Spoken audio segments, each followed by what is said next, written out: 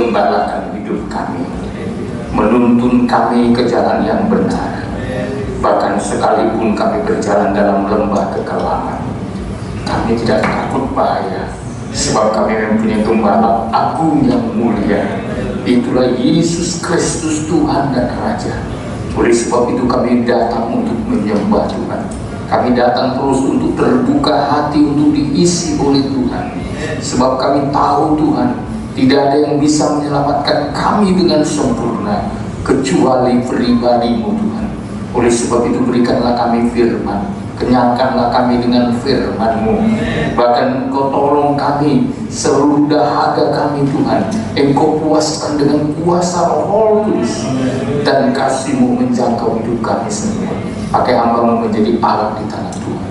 Kami siap untuk mendengar dengan baik. Dalam nama Tuhan Yesus Kristus, Gembala kami yang baik, kami bersyukur dan berdoa bersama, kita katakan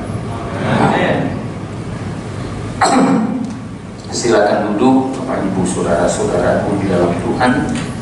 Saya mengucapkan selamat hari Minggu, salam sejahtera buat kita sekalian. Shalom, shalom. Kita patut bersyukur kalau Kristus kepala ada di tengah-tengah kita, yang terus mengasihi, membela dan memelihara kita sampai hari ini. Saudara, saya masih menekankan supaya saudara dan saya betul-betul menghargai tanda kepemilikan Tuhan dalam hidup kita. Ya, kita harus menghargai tanda kepemilikan Tuhan, ya, sebagai jaminan untuk membawa saudara dan saya lolos menghadapi dunia akhir zaman, ya, yang semakin sulit ini, saudaraku. Oleh sebab itu, saudara, sebagaimana 3 hal yang perlu tetap kita perhatikan, saudaraku. Sikap Tuhan terhadap kita, yang kita sudah berkali-kali diingatkan Tuhan, terutama dalam suratan Timotius, 2 Timotius pasal yang kedua, ya, ayat yang ke-19. Kembali kita membacakan ayat ini, saudara, sehingga saudara dan saya semakin dimantapkan. 2 Timotius pasal yang kedua ayat yang ke-19. Ayat 19. Ya. Tetapi dasar yang diletakkan Allah itu teguh, Ya. dan meterainya ialah Tuhan mengenal siapa kepunyaannya. Ya. Dan setiap orang yang menyebut nama Tuhan hendaklah meninggalkan kejahatan. Jadi kita belajar 3 sikap Tuhan, ya, yang memantapkan kita supaya kita sadar bahwa kita ini kepunyaan Tuhan. Tadi dalam pujian Pak Petrus sudah sampaikan, ada tanda di tubuh, ya, bahwa kita menjadi milik kepunyaan Tuhan. Pada saat kapan tanda itu dimasukkan dalam tubuh kita? Sebenarnya Galatia pasal 5 ayat 24, saudara, ya, tanda itu sudah dimasukkan dalam hidup kita ketika saudara rela masuk ke dalam jalannya salib, ya, jalan salib. Coba, ya, Galatia pasal yang kelima ayat 24, ya. Barang siapa menjadi milik Kristus Yesus, Yang mau milik Yesus Kristus, terus ia telah menyalibkan daging dengan segala hawa nafsu dan keinginannya. ini tanda bahwa saudara dan saya sudah memiliki tanda kepemilikan Tuhan.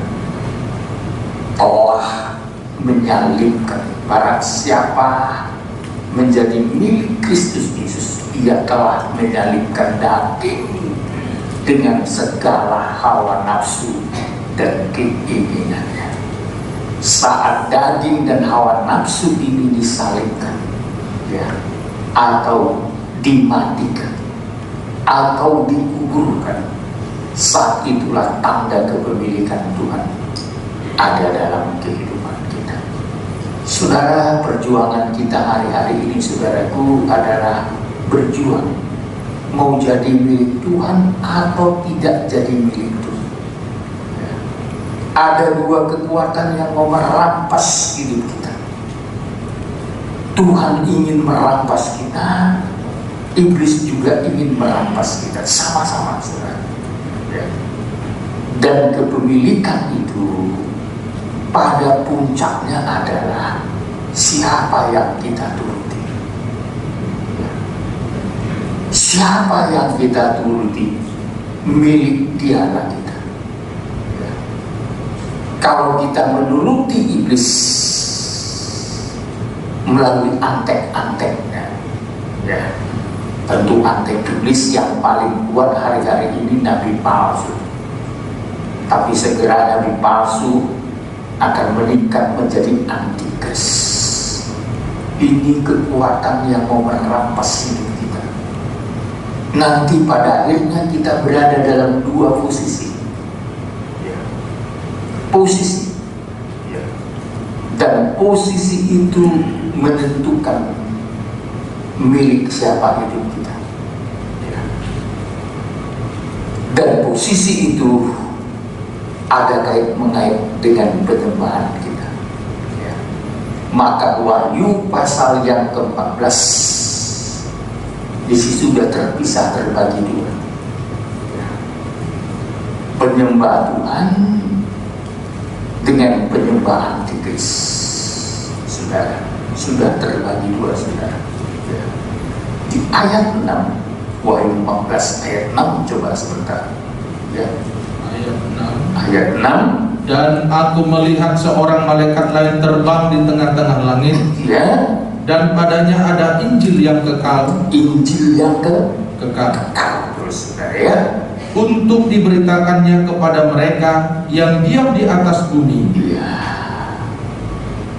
Jadi kekuatan Injil yang kekal itulah nanti yang membawa kita untuk menjadi penyembah Tuhan dalam roh dan kebenaran. Terus, Pak. Dan kepada semua bangsa dan suku dan bahasa dan kaum. Terus, Pak. Dan ia berseru dengan suara nyaring, takutlah akan Allah dan muliakanlah Dia, karena telah tiba saat penghakimannya, dan sembahlah Dia yang telah menjadikan langit dan bumi dan laut dan semua mata air. Jadi Injil yang hidup, Injil yang kekal akan membangun kehidupan rohani kita menjadi penyembah Tuhan dalam roh dan kebenaran. Jadi kekuatan firman Tuhanlah yang menyeret orang untuk bisa menyembah Tuhan. Keterbukaan terhadap firman Tuhan kepada Injil yang kekal, ini yang menjadi kekuatan untuk membangun kerohanian kita. Dan penyembahan itu berpuncak kepada penurutan. Buah daripada orang yang menyembah Tuhan dalam roh dan kebenaran, nurut firman. Itu sebabnya di ayat 12 Wahyu 14 ayat 12, ayat yang ke-12, yang penting di sini ialah ketekunan orang-orang kudus, yang menuruti perintah Allah dan iman kepada Yesus. Jadi puncak penyembahan ada pada penurutan. Jadi kalau kita mengatakan kita menyembah Tuhan, intinya ketika kita menuruti, disitulah puncak penyembahan kita. Jadi kelompok yang pertama, kelompok yang sukses menjadi penyembah Tuhan karena mendengar Injil, menerima firman. Kalau saudara dan saya gagal menerima firman, pasti gagal menyembah. Orang yang gagal menyembah pasti gagal nurut firman. Jadi penyembahan itu bukan hanya haleluya, bukan itu. Puncak dari penyembahan itu kita nurut. Kepada siapa kita nurut? Kepada Tuhankah kita nurut? Ya, penurutan kita menentukan siapa yang kita tempatkan dalam sesembahan kita. Kristuskah? Tuhankah? Ya. Jadi Wahyu 14 membagi dua, saudara. Ya. Nanti kalau saudara lihat di ayat 8, ini penyembahan yang lain. Ya. Ayat 8, silakan Pak. Ayat yang ke-8. Ya. Dan seorang malaikat lain, malaikat kedua, menyusul dia dan berkata, sudah rubuh Babel, kota besar itu, yang telah memabukkan segala bangsa dengan anggur hawa nafsu caburnya. Ya, terus. Dan seorang malaikat lain, malaikat ketiga, menyusul mereka dan berkata dengan suara nyaring, jikalau seorang menyembah binatang dan patungnya itu dan menerima tanda pada dahinya atau pada tangannya. Ya. Jadi penyembahan yang lain menyembah binatang atau menyembah antikris. Ya. Siapa yang kita turuti, kepadanya lah kita tunduk. Ya. Jadi kelompok yang lain adalah kelompok yang menyembah binatang. Ya. Kelompok yang tunduk kepada antikris, ya. Yang menerima tanda pada dahinya atau pada tangannya. Minggu yang lalu saya sudah tekankan, saudaraku, memusatkan hidup kepada Tuhan dimulai dari pikiran. Ya. Sebab pikiranlah tempat pertempuran. Mau jadi milik siapa kita? Ya. Tanganlah yang menunjukkan perbuatan.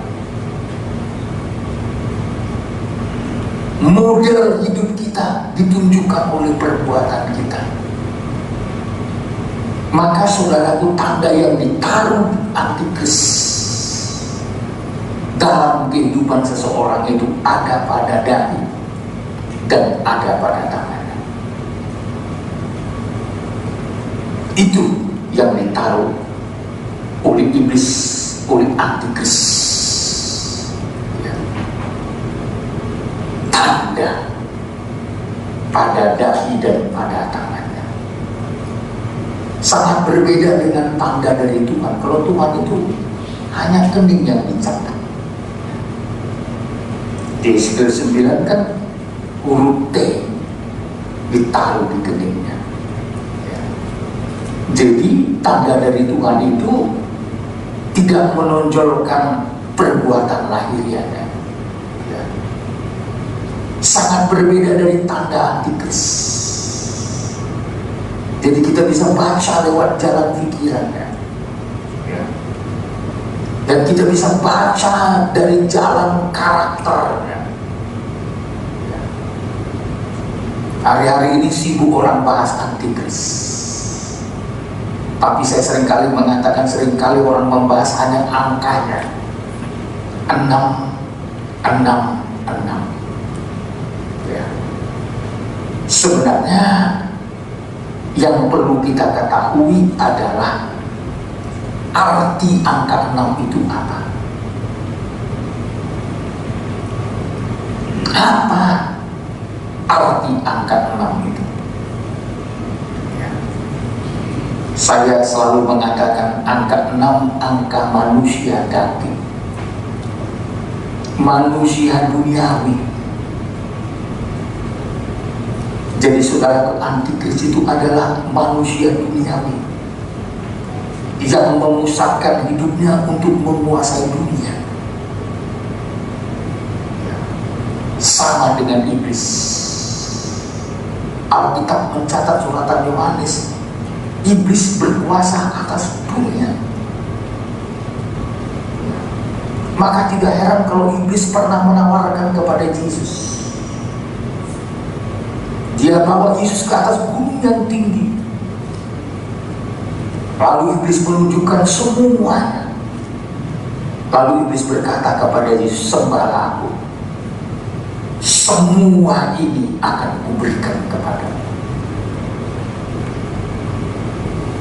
Pencobaan terakhir, pencobaan yang tertinggi yang pernah dialami oleh Yesus. Yesus pun ditawarkan perkara dunia.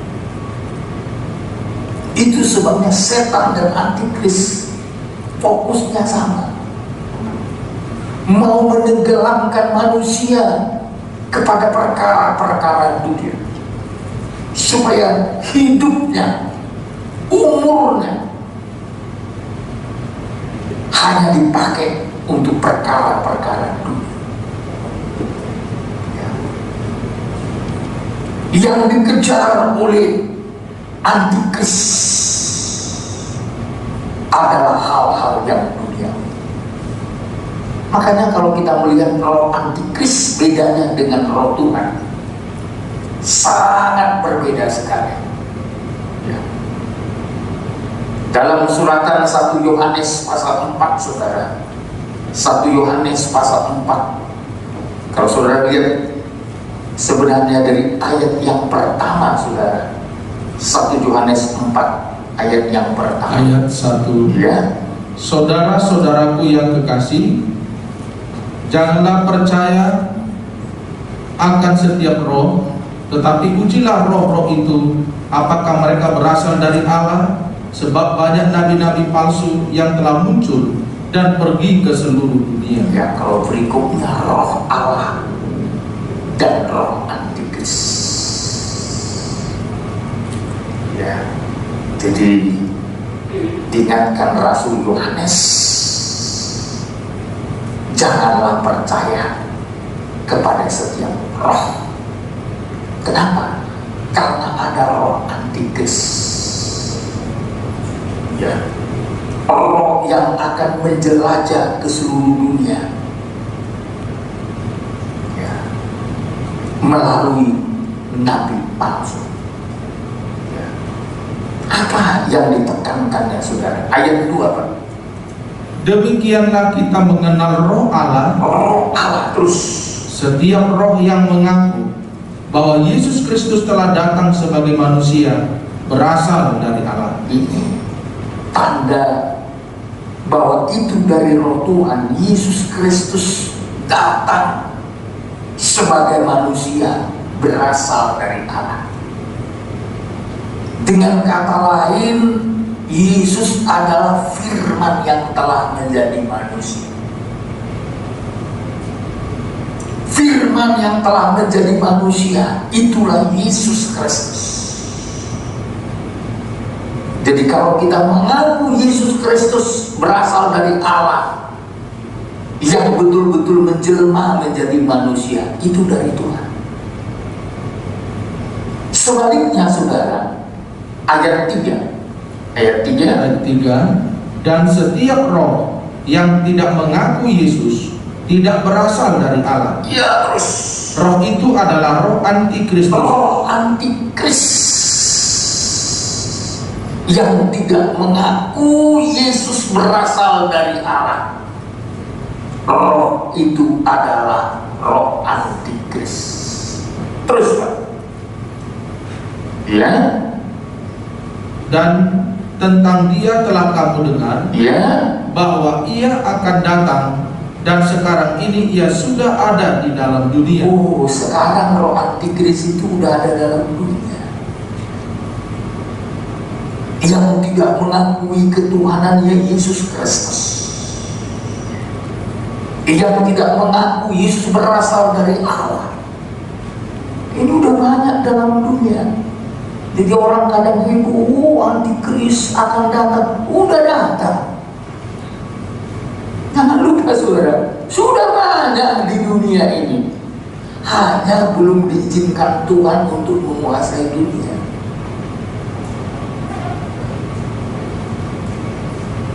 Saat kapan nanti Tuhan izinkan? Apa tandanya sudah diizinkan Tuhan antikris menguasai dunia? Yang pertama, saat dunia politik kacau.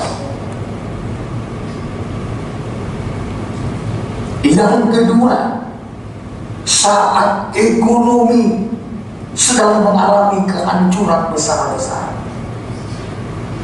Yang ketiga, saat dunia tidak lagi bisa membedakan mana penyembahan kepada Tuhan, saat itulah Antikris muncul, memberi solusi di tengah-tengah kekacauan politik, memberi solusi di kekacauan ekonomi. Maka dia tawarkan nanti, oke, boleh membeli, jual beli boleh, asal dengan satu tanda, cap Antikris. Oke, boleh mendapatkan fasilitas asal mau menyembah Antikris. Maka saudara jangan lupa ya, Antikris itu akan muncul sebagai Kristus palsu, penolong yang palsu. Kalau saudara tidak mengenal penolong yang sesungguhnya, orang Kristen tidak mengenal Tuhan dengan tepat dan benar, waduh, bisa dikacaukan Antikris. Ya, bisa diseret oleh kekuatan Antikris. Ya, makanya nanti karena dia bisa menolong, orang heran semua. Sampai nanti saking herannya orang nyembah binatang itu, dan mereka berkata gak ada sehebat Antikris. Ya, mereka begitu kagum terhadap Antikris. Kenapa? Bisa memberi jalan keluar secara dunia, secara ekonomi. Jadi kalau saudara ikut Tuhan hanya untuk mencari persoalan ekonomimu diselesaikan, Anda bisa keliru. Jangan kira Antikris tidak bisa memberi jalan keluar.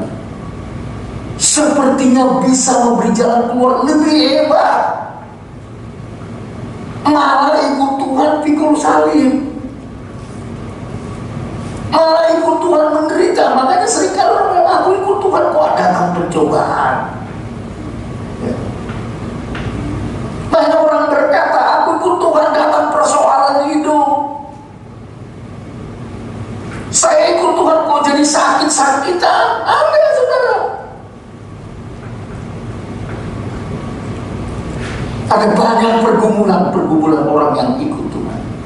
Bukankah kita mengatakan kemalangan orang benar itu banyak? Banyak, bukan satu. Banyak kemalangan orang benar, banyak kesusahan orang benar. Jadi kalau saudara mengikut Tuhan hanya memandang dari sudut kesusahan, sudut penderitaan, kita bisa keliru dalam mengikut Tuhan.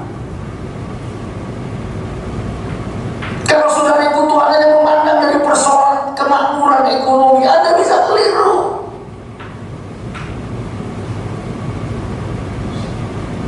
Orang di luar Tuhan banyak lebih hebat dari kita, mungkin lebih kaya, ya,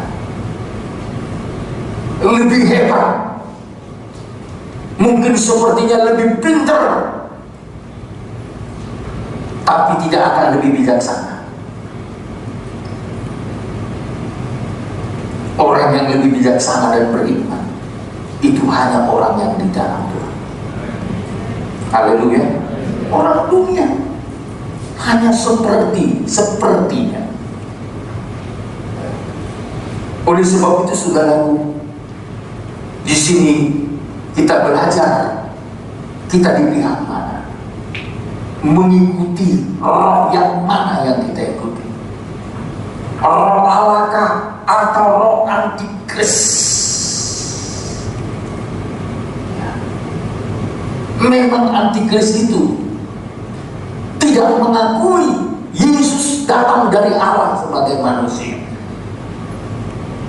tapi sebenarnya ada yang lebih licik dari situ.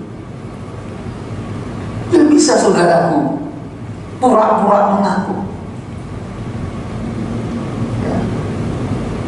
Bukankah setan juga mengaku Yesus? Ya. Diakuinya Yesus, Anak Allah yang maha tinggi, katanya. Jangan siksa kami.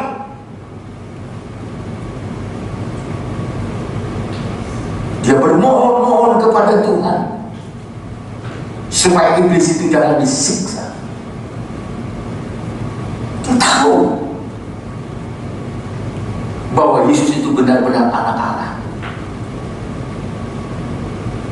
Tapi satu lagi yang perlu kita perhatikan, antikris itu nyelusup menyeret manusia kepada roh antikris melalui perkara-perkara duniawi.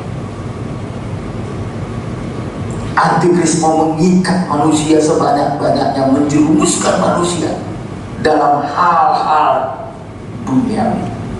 Coba ayat 3 sekali lagi, 1 Yohanes 4 ayat 3. Dan setiap roh yang tidak mengaku Yesus tidak berasal dari Allah. Roh itu adalah roh antikristus, dan tentang dia telah kamu dengar bahwa ia akan datang, dan sekarang ini ia sudah ada di dalam dunia. Iya, ngapain kerjanya antikris sekarang dalam dunia? Jadi sudah ada, saudara. Ngapain kerjanya? Ayat 4. Kamu berasal dari Allah. Siapa berasal dari Allah? Kamu, saya dan saudara yang berasal dari Allah, ini yang bisa mengenal roh antikris. Terus, anak-anakku, ya, dan kamu telah mengalahkan nabi-nabi palsu itu. kamu orang yang berasal dari Allah mampu mengalahkan penyesatan. Bukan kita yang kalah, tapi penyesatan yang kita kalahkan. Kenapa? Kita berasal dari Tuhan. Apa kuncinya kita berasal dari Tuhan? Kita menerima Yesus Kristus datang dari Allah sebagai manusia.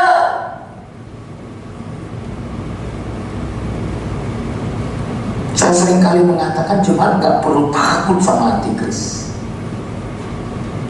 Jemaat tidak perlu takut terhadap penyesatan. Sepanjang saudara memiliki roh Allah, roh Tuhan, amin. Ya perlu.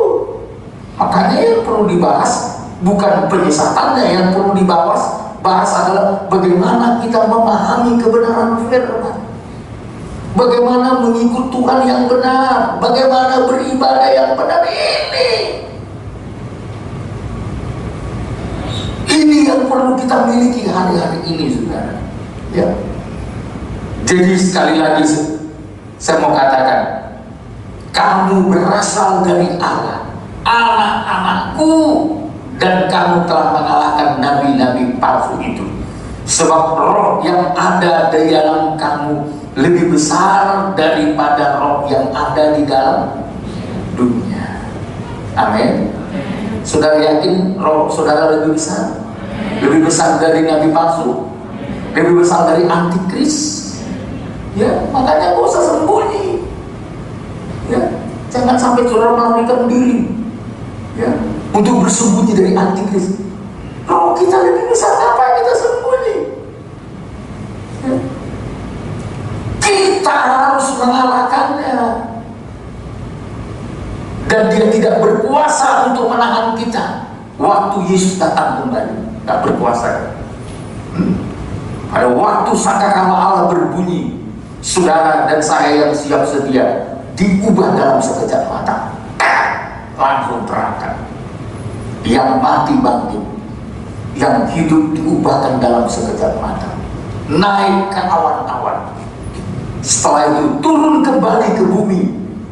Setelah saudara pengangkatan itu kembali kita ke bumi, setelah antikris diikat, ditawan semua, maka membangun kerajaan 1000 tahun di bumi ini bersama dengan Yesus Kristus.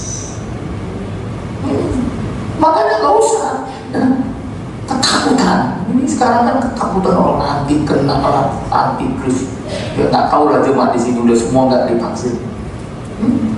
Jangan takut divaksin karena ada istilah antikris di dalamnya pakai chip. Aduh, saudara, ya, tanda itu bicara roh. Tanda itu bukan bicara lahiriah, roh. Jadi Anda tidak perlu takut.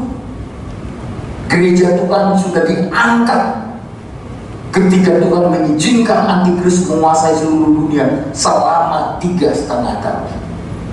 Kita sudah terangkat. Ya.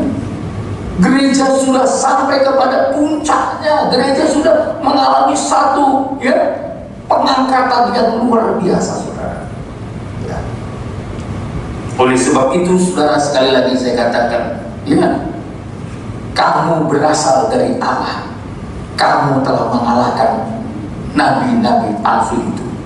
Sebab roh yang ada di dalam kamu lebih besar daripada roh yang ada di dalam dunia. Ayat 5. Mereka berasal dari dunia. Dari mana mereka? Dari dunia. Dari dunia. Ini ciri khasnya. Ciri khasnya penyesatan, ciri khasnya nabi palsu, ciri khasnya antikris itu mereka berasal dari dunia. Tidak pernah lahir dari atas. Mereka muncul dari duniawi. Beda dengan anak Tuhan. Anak-anak Tuhan itu lahir dari atas. Telah dilahirkan kembali dengan benih firman Allah. Karena mereka berasal dari dunia terus. Dan mereka berasal dari dunia, sebab itu mereka berbicara tentang hal-hal dunia. Ya, dunia terus. Dan dunia mendengarkan mereka. Mereka berasal dari dunia. Dan intinya yang mereka bicarakan adalah hal-hal duniawi.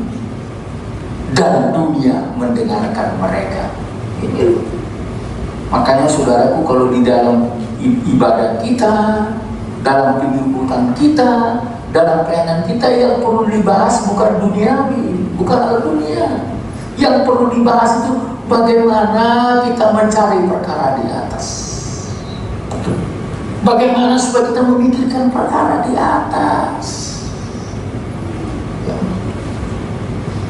Karena yang dari atas, di atas segala-galanya. Ya. Oleh sebab itu, saudaraku,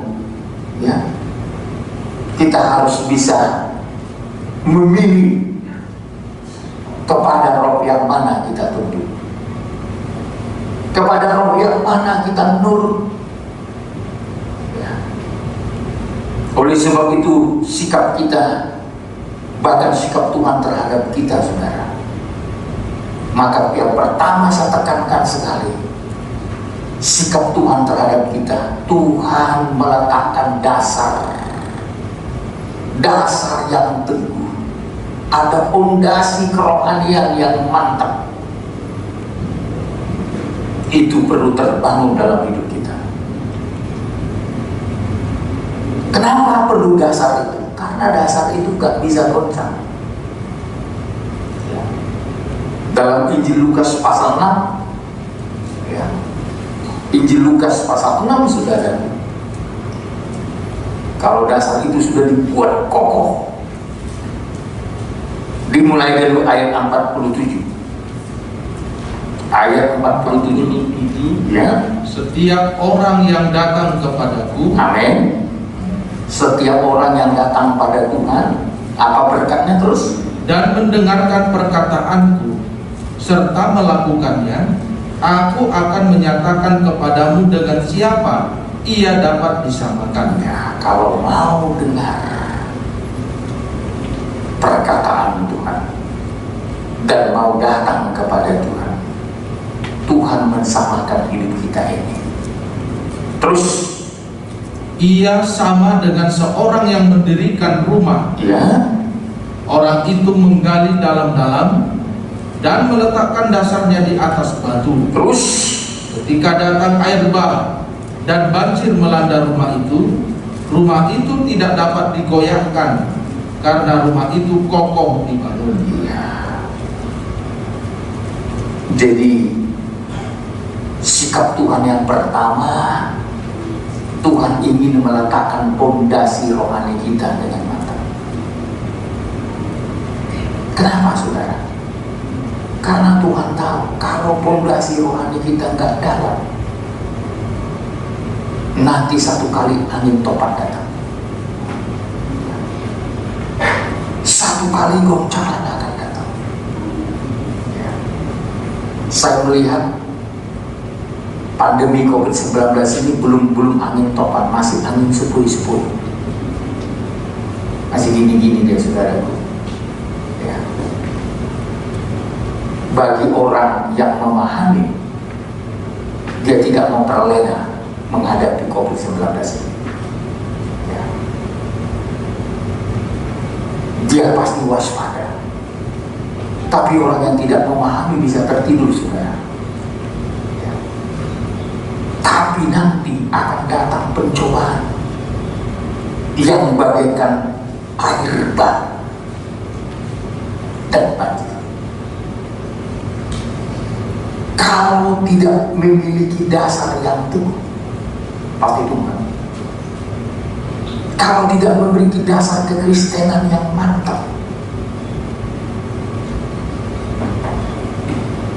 pondasi kekristenannya ikut Tuhan mau jadi apa? Ikut Tuhan mau cari apa? Kalau kami hamba Tuhan melayani Tuhan mau cari apa? Harus jelas pondasinya. Ya. Melayani Tuhan atau beribadah harus jelas tujuannya.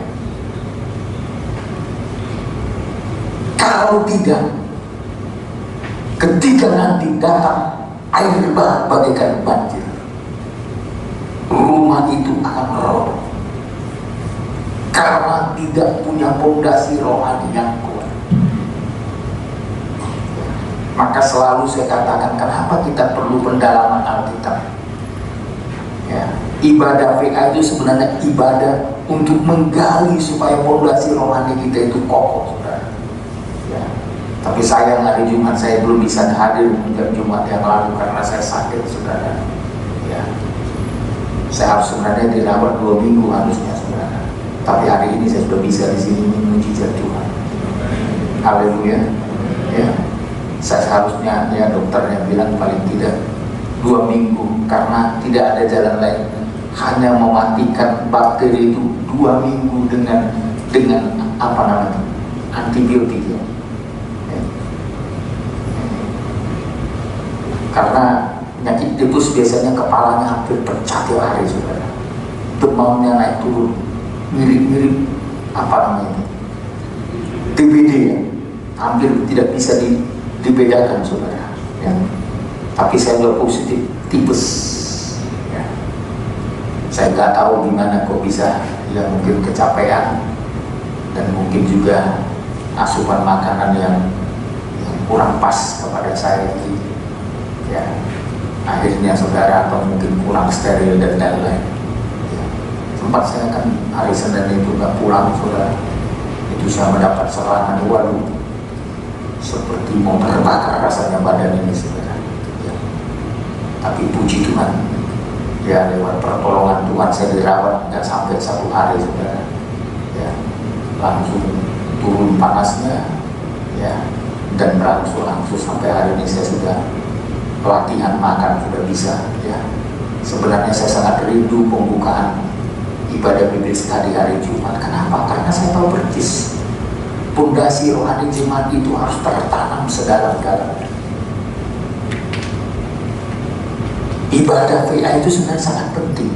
Dalam pelajaran kita dalam tabernakel ada 3 ibadah yang menjadi kekuatan kita untuk menjadi orang-orang yang hidup suci.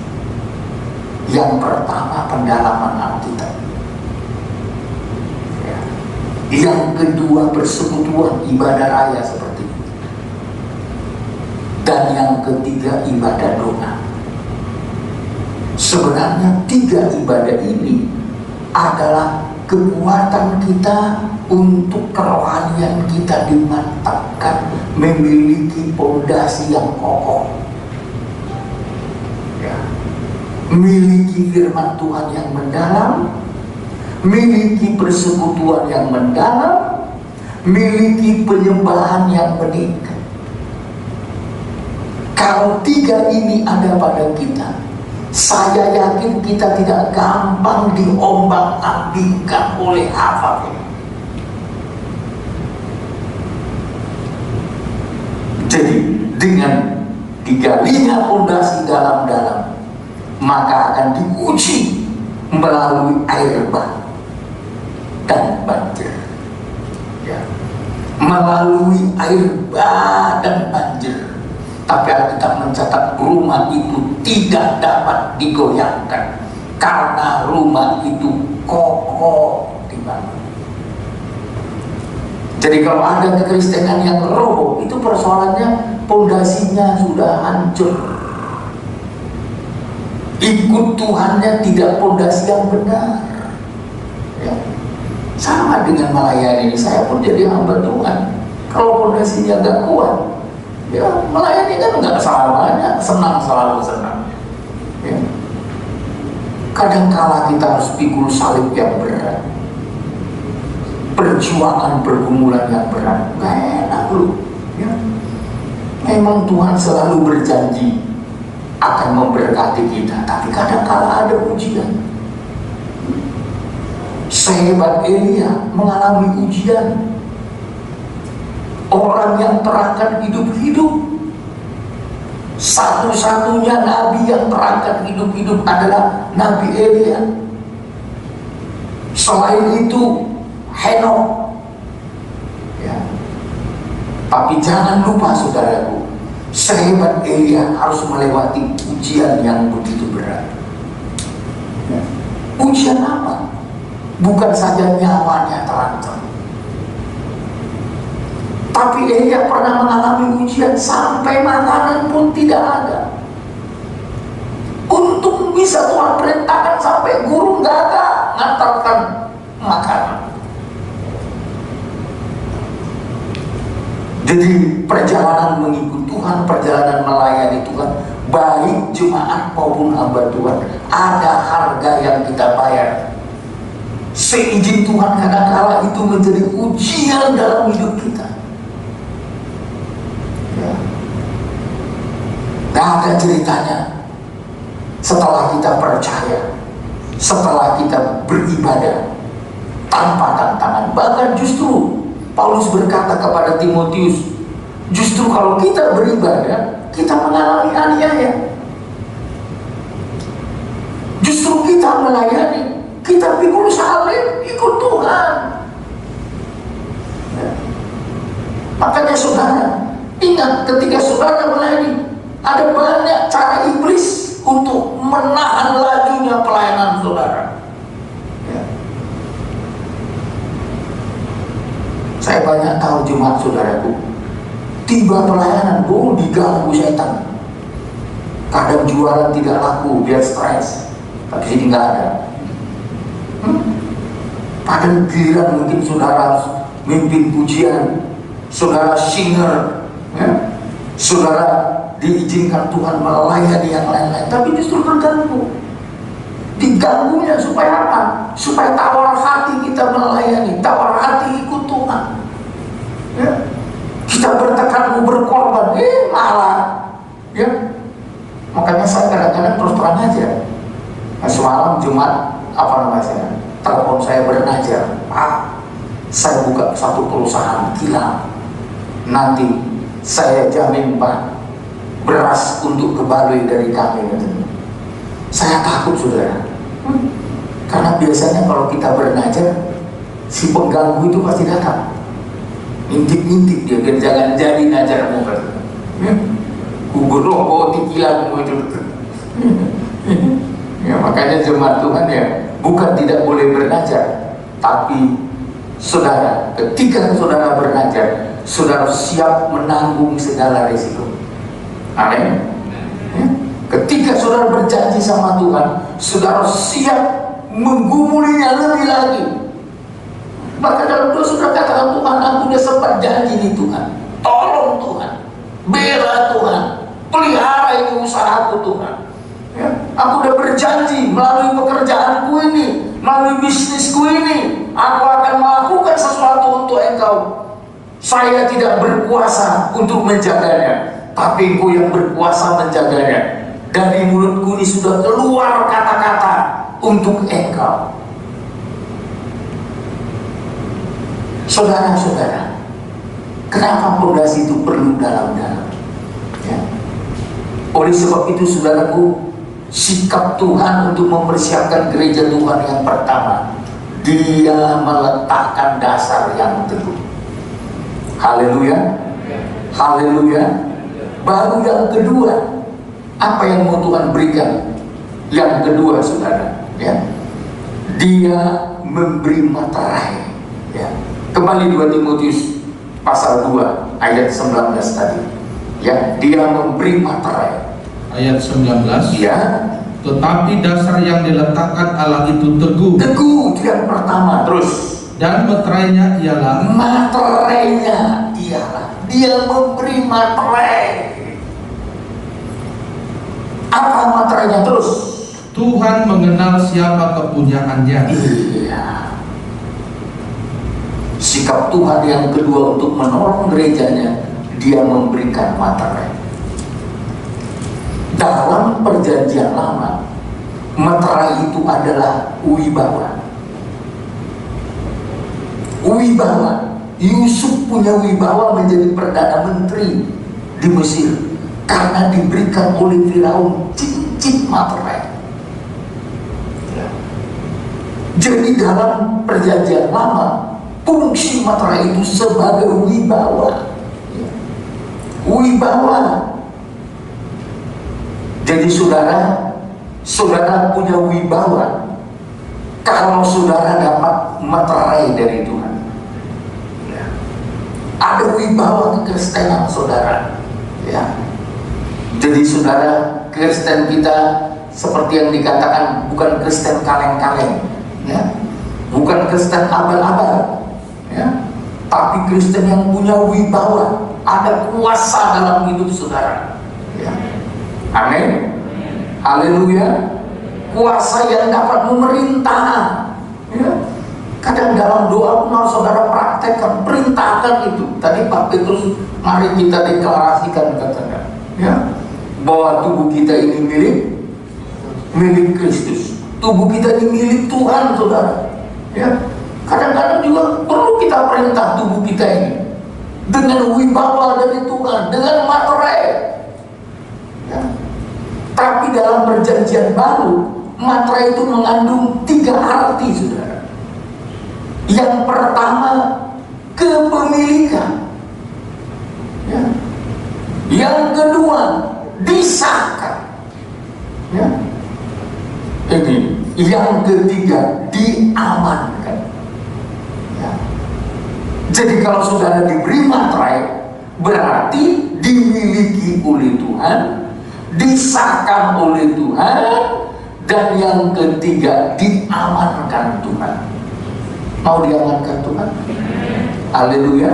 Makanya perjanjian-perjanjian kan, ya, baik si pemberi maupun si penerima biasanya sama-sama pakai materai. Kalau ada pernyataan pihak pertama, pihak kedua, ya, apalagi itu untuk mengikat sesuatu perjanjian, itu buatnya materainya ada. Ya, saya aja urus tanah saudaraku, ya, terakhir-terakhirnya nanti ditandatangani oleh yang berwenang itu pakai di atas materai. Tandanya itu milik saya, itu sah karena dimateraikan. Ya. Dan kalau saya membeli sesuatu ada materai, ya, itu tandanya itu sudah milik saya dan aman, saudara. Ya. Makanya surat-surat yang bermaterai itu jangan sembarangan dibuang. Ya. Apapun surat-surat berharga saudara yang ada kaitannya dengan bermaterai, itu berarti berharga. Ya. Tapi kalau uang cuma 100.000, ngapain pakai materai, saudara? Ya. Tapi coba udah 5 juta ke atas, 10 juta, 1 miliar, nah itu perlu saudara pakai materai. Ya. Kenapa saudara? Biar aman. Ya. Jadi poin yang kedua, kenapa Tuhan buat materai? Karena mengamankan kita, ya, mensahkan hidup kita menjadi milik Tuhan. Makanya Efesus 1 ayat yang ke-13, ya, diberikan Roh Kudus memateraikan kita. Coba ayat 13. Ya, Di dalam Dia kamu juga, karena kamu telah mendengar firman kebenaran, yaitu Injil keselamatanmu. Terus Di dalam Dia kamu juga, ketika kamu percaya, dimeteraikan dengan Roh Kudus yang dijanjikannya. Dengan Roh Kudus. Dengan kata lain, Roh Kudus menjamin saudara milik Tuhan. Roh Kudus mensahkan saudara milik Tuhan. Roh Kudus mengamankan saudara karena saudara milik Tuhan. Tidak ada satupun yang bisa merampas engkau dari tangan Tuhan kalau engkau sudah diamankan Tuhan melalui kuasa Roh Kudus. Roh Kudus itu bagaikan sayap membungkus saudara, menyembunyikan saudara, ibarat yaitu anak-anak burung Raja Wali dilindungi di bawah kepak sayapnya. Jadi Roh Kudus dan firman itu melindungi gereja Tuhan, supaya gereja Tuhan tidak bisa disentuh oleh antikris. Saya seringkali berkata, kalau sudah diamankan sama Tuhan, Anda tidak perlu takut. Anda dibela Tuhan, dipelihara Tuhan dengan kuasa yang luar biasa. Haleluya, amin. Ini menghadapi COVID-19 ini, sudah harus yakin Tuhan sanggup mengamankan kita. Ya. Diamankannya hidup kita, biar kehidupan kita ini terpelihara dengan baik, terutama menjelang kedatangan Tuhan. Pasal 4 ayat 30 ya. Ini Efesus 4 ayat 30 ya. Ya. Dan janganlah kamu mendukakan Roh Kudus Allah Ya. yang telah memeteraikan kamu menjelang hari penyelamatan. Ya. Jadi Roh Kudus memeteraikan kita. Melalui Roh Kudus Tuhan memeteraikan hidup kita, mengamankan hidup kita, mensahkan hidup kita, memiliki hidup kita menjelang penyelamatan. Jadi menjelang penyelamatan ini Tuhan mau kasih Roh Kudusnya lebih kuat lagi dibanding di masa lalu. Saya berkali-kali mengatakan urapan yang kita punya harus meningkat, sebab urapan hari ini tidak cukup kuat untuk kita pakai di tahun depan ya. Harus meningkat. Kalau tahun ini kita sudah diurapi, sebelum masuk ke tahun depan pengurapan kita minta lebih lagi. Makanya saya selalu mengatakan Daud 3 kali diurapi. Untuk mengalahkan Goliat gampang, urapan yang pertama cukup. Untuk membuat Daud diakui sebagai raja orang Yehuda, raja orang Israel, diperlukan urapan yang kedua. Tapi untuk merebut inti dari tanah Kanaan, itulah Sion, diperlukan urapan yang ketiga, yang tertinggi. Sebab apa? Tidak mudah untuk merebut Sion. Joshua saja tidak mampu merebutnya. Dia tidak mencapai gunung Sion. Yang bisa mencapai gunung Sion itu adalah Daud. Disitulah nanti tempat tabernakel didirikan. Disitulah tempat bait suci didirikan. Disitulah tempatnya tabut perjanjian diletakkan. Di tempat Sion yang dipilih oleh Tuhan. Tapi untuk menempatkan tabut perjanjian di sana diperlukan urapan yang tertinggi untuk membuat Tuhan hadir selama-lamanya, permanen selama-lamanya dalam hidup kita. Diperlukan urapan yang meningkat. Maka saudara jangan berhenti diurapi ya. Saudara jangan berhenti minta Roh Kudus. Saudara jangan berhenti minta dibaharui oleh Tuhan terus menerus. Roh kita dibaharui, pikiran kita dibaharui, perasaan kita dibaharui, bahkan tubuh kita dibaharui oleh Tuhan dengan kuasa urapan dari surga. Haleluya. Ibadah kita harus naik urapannya ya. Pujian kita, penyembahan kita ya, harus naik terus. Maka Sama dengan pemain musik kita, makin lama nanti bukan hanya makin terampil mereka, tapi makin mendapatkan pengurapan yang baru.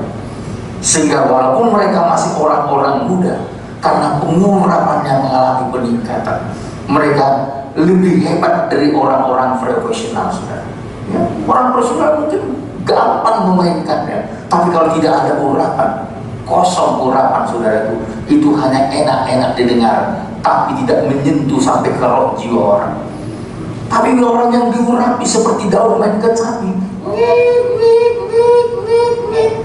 Anda tahu apa yang terjadi? Saul bisa tenang karena yang memainkan itu orang yang diurapi. Saul sudah kemasukan roh jahat, saudaraku, roh membunuh, roh kebencian yang begitu kuat, tapi dengan kecapinya daun, kalah roh jahatnya Saul.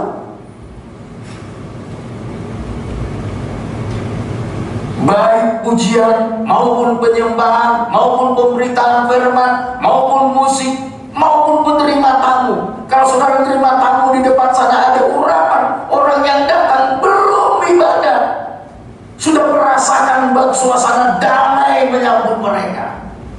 Amin, haleluya. Maka saya dulu kalau mengajar cara menerima tamu yang benar itu, ya, tidak cukup hanya pakai jas salam gini, dah. Dari rumah pun kita sudah doa, Tuhan, tugasku menerima tamu. Kiranya ketika mereka kusambut di depan pintu pelayanan, mereka sudah merasakan ada damai dari surga mengalir.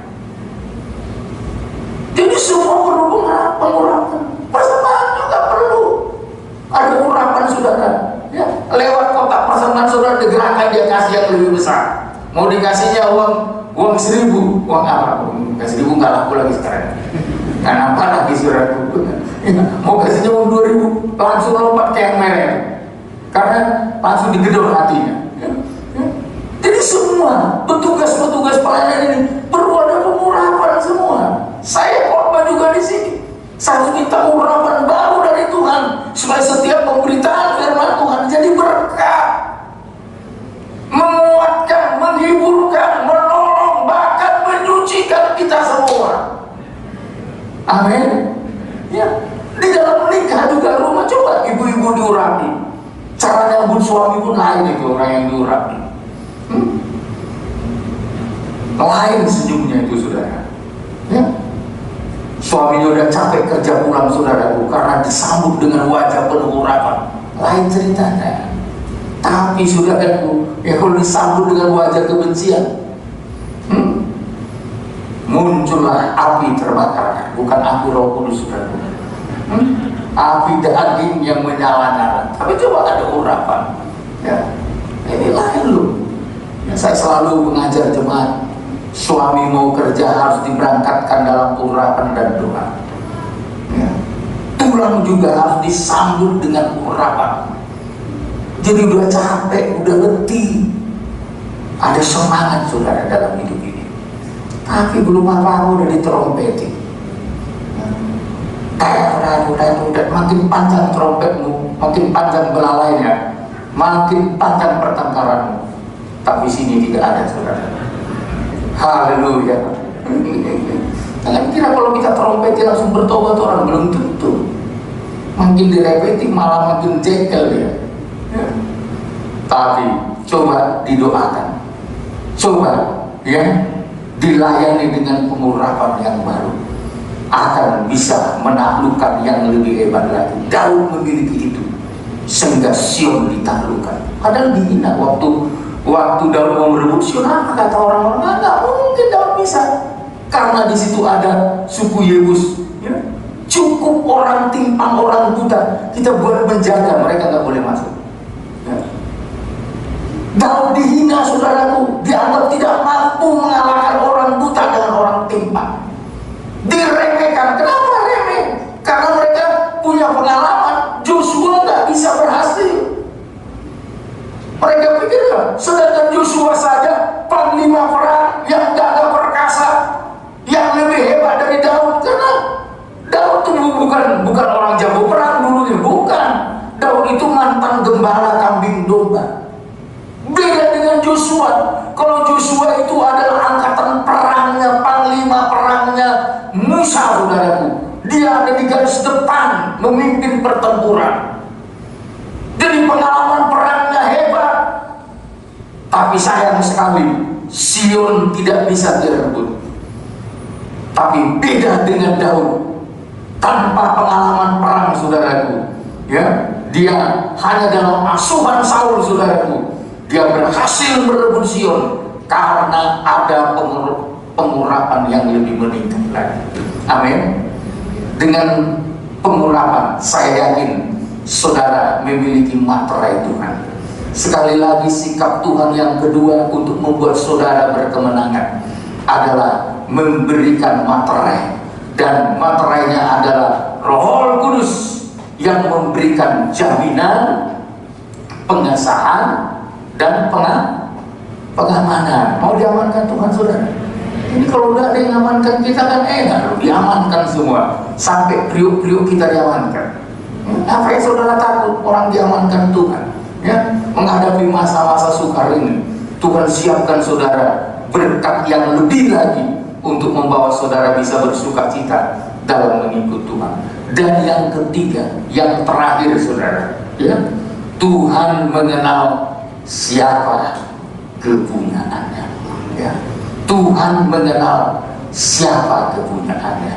Tadi saya katakan, yang mau menjadi kepunyaan Tuhan, milik Tuhan, pertama siap menyalibkan daging dan segala keinginannya.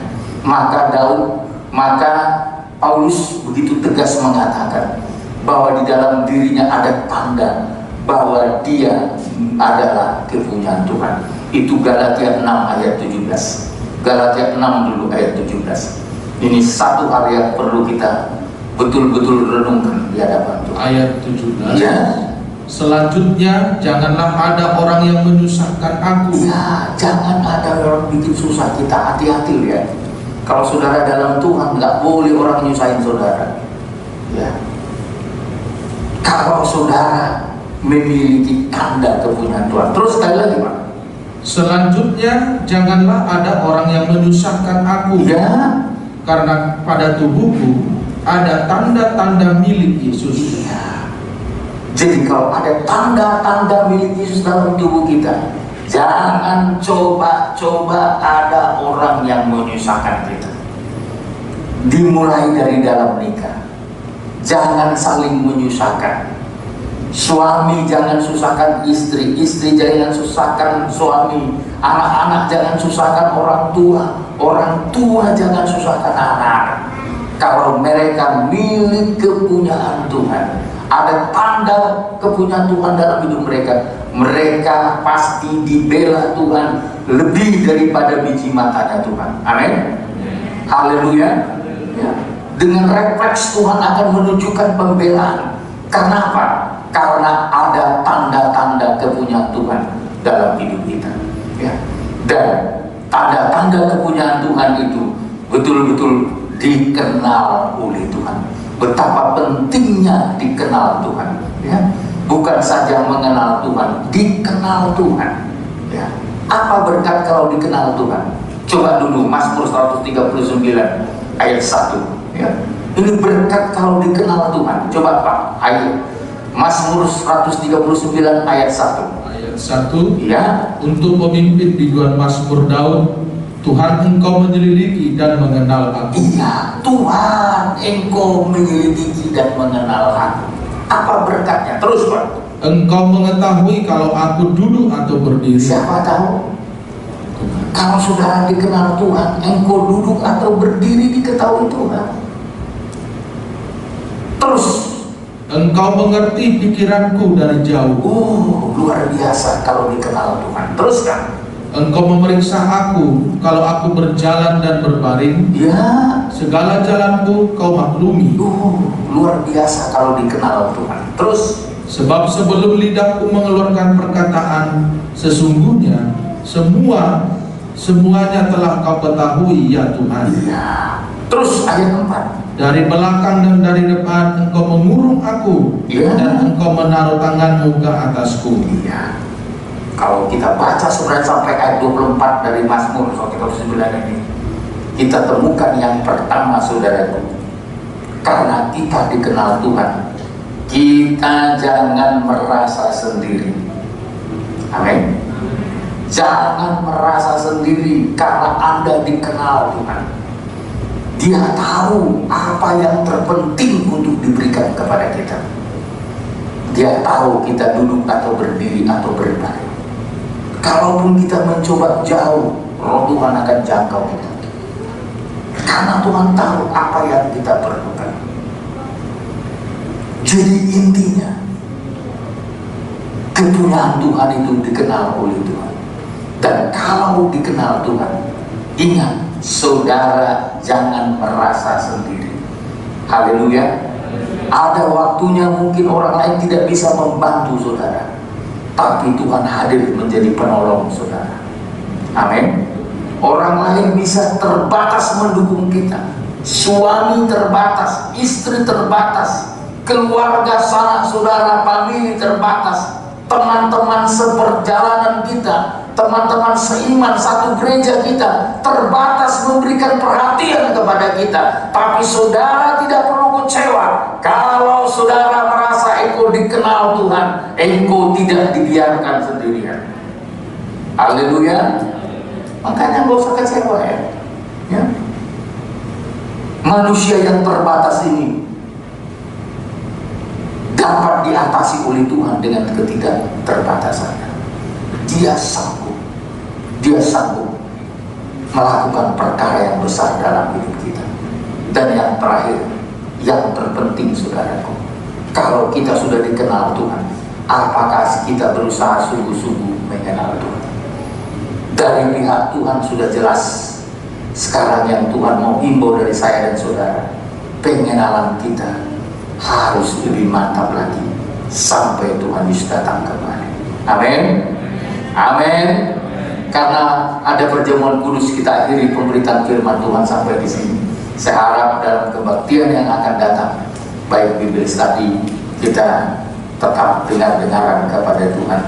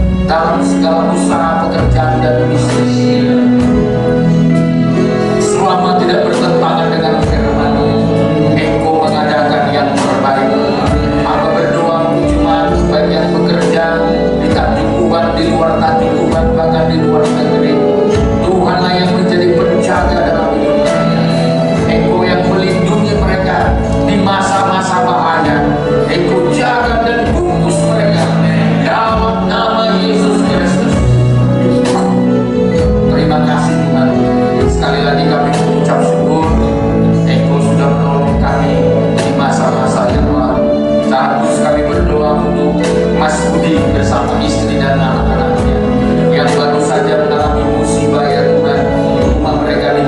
banjir. Kami berdoa